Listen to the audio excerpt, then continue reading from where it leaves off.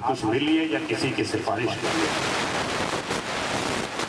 मैं एक छोटी सी घटना बताऊंगा। एक बार मैंने पिस्टल के लाइसेंस के लिए अप्लाई कर दिया था।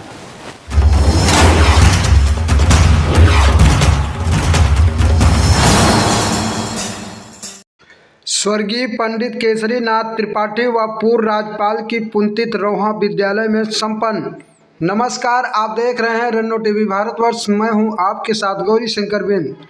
प्रयागराज जनपद तहसील करछना के अंतर्गत दिनांक 8/1/2025 के शुभ अवसर पर स्वर्गीय पंडित केसरीनाथ त्रिपाठी व पूर्व राज्यपाल की पुण्यतिथि के शुभ अवसर पर श्रद्धांजलि सभा का आयोजन ग्राम रोहा विद्यालय में सुभाष तिवारी अधिवक्ता उच्च न्यायालय के द्वारा किया गया। सभा में नीरज त्रिपाठी के साथ जिले के पदाधिकारीगण एवं पूर्व जिला अध्यक्षगण मौजूद रहे। सभा में सम्मिलित होने व बाबूजी को श्रद्धा सुमन अर्पित करने का अवसर प्राप्त हुआ। नीरज त्रिपाठी अपने पिता की पुण्यतिथि के अवसर पर जरूरतमंद लोगों को इस कड़ाके की ठंड में कंबल वितरण किया।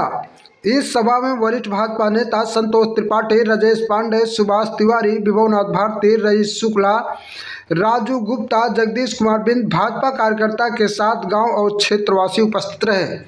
प्रयागराज से रन्नो टीवी भारतवर्ष से गौरी शंकर बिंद की खास रिपोर्ट। ऐसा नहीं था कि वो बहुत ज्यादा कड़क थे या बहुत डांटते थे या मारते थे। ऐसा कुछ नहीं था। उन्होंने कभी मारा नहीं, अपने किसी बच्चे के ऊपर भी हाथ नहीं उठाया। लेकिन एक अदब ऐसा बना था, एक उनका डर ऐसा बना हुआ था कि हम लोग की हिम्मत नहीं होती थी। घर में आते थे तो हम टीवी भी अगर देख रहे होते तो छोड़ के भाग भाग।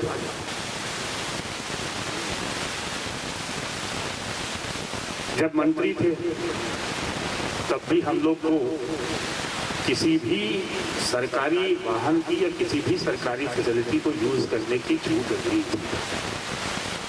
14 नंबर कालिदास मार्ग पे रहते थे और हजरतगंज के बीच में सेंट फ्रांसिस स्कूल होता था, जहाँ मैं उस वक्त पढ़ता था कक्षा 6 में। तो मैं 14 नंबर कालिदास मार्ग से सेंट फ्रांसिस स्कूल तक पैदल जाया करता था, क्योंकि ये भी अलाउ नहीं था कि उनका चपरासी मुझे साइकिल से स्कूल छोड़। Legislative assembly UP, when he contested from Jhusi as a member of Janata party. उसके बाद जनता पार्टी खत्म हुई थी और भारतीय जनता पार्टी का अटल जी ने गठन करा था। तो मैं उनको उस जमाने से देख रहा था, मैं उस जमाने से।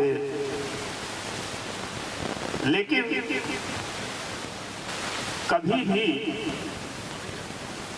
किसी भी क्षेत्र में सफलता उनके सर पर करके चढ़कर कभी बोली नहीं। वो हमेशा जमीन से जुड़े रहे और उसी का नतीजा ये था। अभी भाई साहब ने बोला, गुरु जी ने बोला कि शहर आपको मंत्री के बेटे की तरह से जानता था। मैं कहना चाहूंगा नहीं,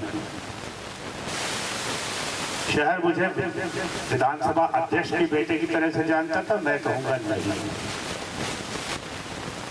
क्योंकि पिताजी ने कभी उनकी छूट ही नहीं दी थी और इसीलिए मैं इतना रिजर्व भी रहता था, क्योंकि उनकी तरफ से इतनी छूट नहीं थी कि आप किसी भी राजनीतिक कार्यक्रम में या किसी अधिकारी से आप कुछ मिलिए या किसी की सिफारिश करिए। मैं एक छोटी सी घटना बताऊंगा। एक बार मैंने पिस्टल के लाइसेंस के लिए अप्लाई कर दिया था बिना उनको बताए, और उस वक्त डिस्ट्रिक्ट मजिस्ट्रेट शायद कौन टंडन थे, क्या थे, आलोक टंडन थे। उनको पता लगा कि मैंने अप्लाई किया हुआ है, तो उन्होंने अपना बनवा करके और वो घर लेकर के चले गए। तो ड्राइंग रूम में ही बैठे हुए थे और पिताजी के सामने ही, और मैं आया था किसी काम से। उन्होंने कहा, नीरज जी आपका लाइसेंस बन गया। तो वो तो जैसे ही बोले वैसे ही मेरे जमीन खिसक गई पैर के नीचे से कि हमने कहा, बाप रे ये क्या कर दिया। और उन्होंने सुन लिया कि कौन सा लाइसेंस है। तो कह रहे वो नीरज जी का एक लाइसेंस था, वो क्या कहाँ है, लिया और उसको फाड़ करके वही फेंक दिया। तो क्या जरूरत है उनसे कभी बात में जब चर्चा हुई।